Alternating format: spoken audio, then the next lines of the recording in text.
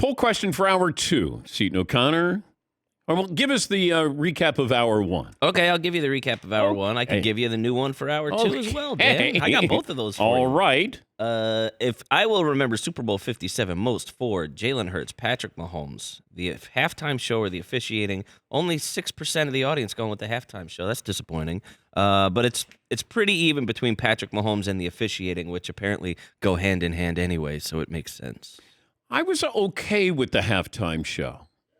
Like I'm not the biggest Rihanna fan, but like I appreciate anybody who's going to do something live in front of that kind of audience.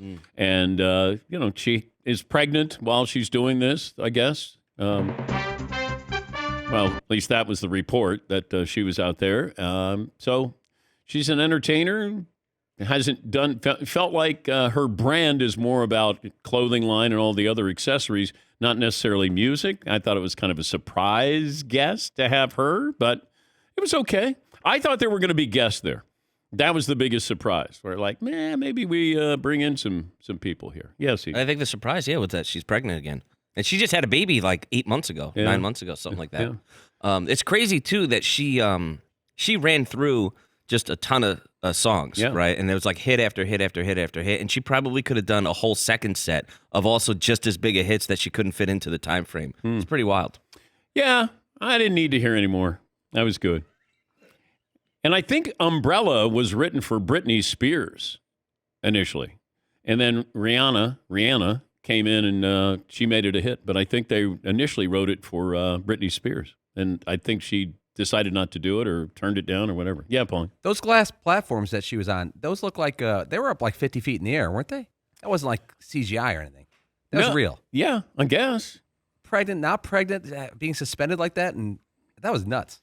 There was one point, too, where they showed them towards the end, and she was going higher and higher and higher.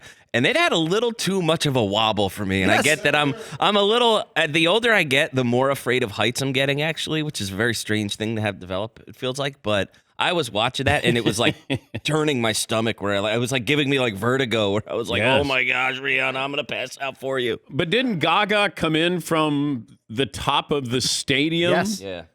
And to watch that, I'm going, she is, she could be, all wired up there. But when Lady Gaga was jumping down, I was like, okay. I mean, I'm okay with just Chris Stapleton singing the anthem, which I thought he did a wonderful job. And I'd love to see a country-themed halftime show again.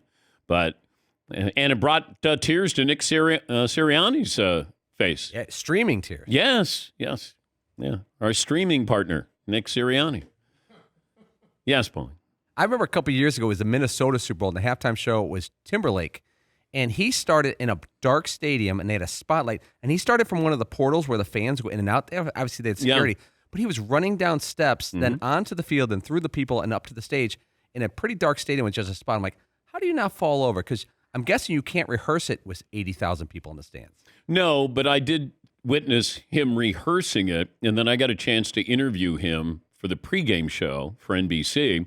And that's where everybody wanted to know if he was going to do a song to Prince. Was he going to honor Prince? That was kind of the big thing because it was in Minnesota.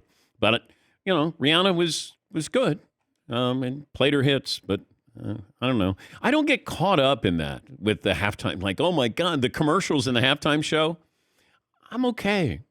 Like, I just kind of like, okay. Will Ferrell was in a commercial, Steve Martin in a commercial, Adam Driver. It's just kind of it seems like cameos are really all the commercials are about now. It's like, hey, look, we squoze 57 celebrities into this ad about dog biscuits. Yeah. Like, hey, whoa, look, oh my God, Paul Rudd is in this too? This is amazing. Yeah. I don't know.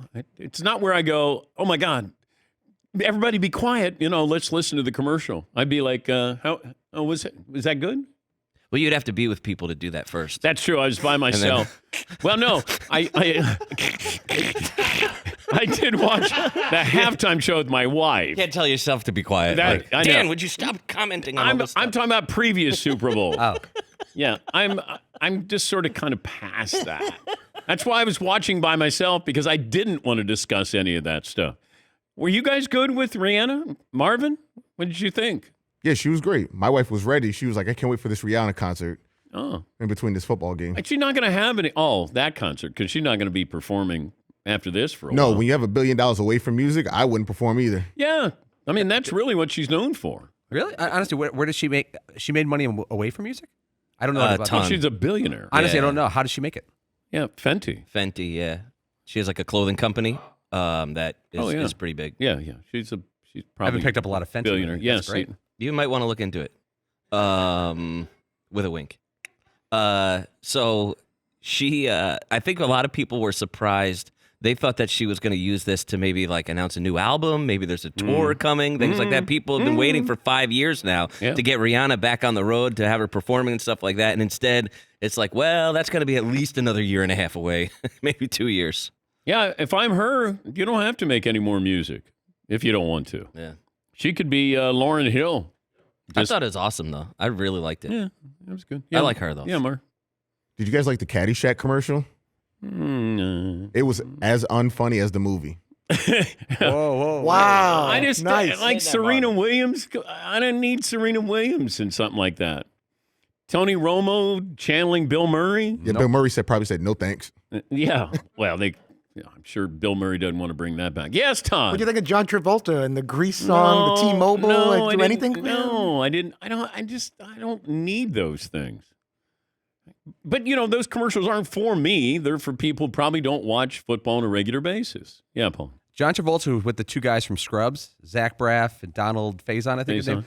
They weren't together when they shot that. That was definitely superimposed face and stuff. The other one that was kind of like dad joke funny was it the Kia commercial where they need the kid's binky and he like a high-speed chase. He's being escorted all around. That was like dad joke funny. Yeah, I missed that one.